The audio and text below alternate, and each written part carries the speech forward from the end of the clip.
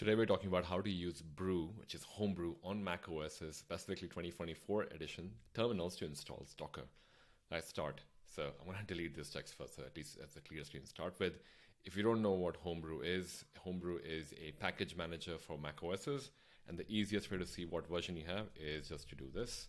I am on the most recent one. You can do a BREW update to know what, I guess if you're running an older version.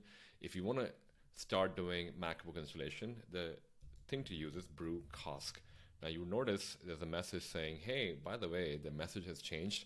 Now you need to know in the newer version of BREW, you need to do this. So let's do the same. So I'm going to do BREW -- cask, and I need to install, that's my command, Docker, literally that. So if I just do BREW install Docker, which is my command, and -- cask, it'll go ahead and auto update and also install Docker. So give it a few minutes. If I can move my thing there you go. So you should be able to see that cask is installing Docker. And once you have, I guess the screen is, just a screen that's going to do a version update, and it's going to help you find out, hey, what is it that you should be looking for in your, if you have Docker installed. Give it a few minutes. Doesn't take that long, and I already had the one, which is why I can see, oh, already there's a binary. Now, just to check if you have Docker installed, the easiest thing you can do is go Docker, just hit enter. Oh, am I? Okay, clearly I'm on the wrong window. So now that I think I don't have it, let's do this.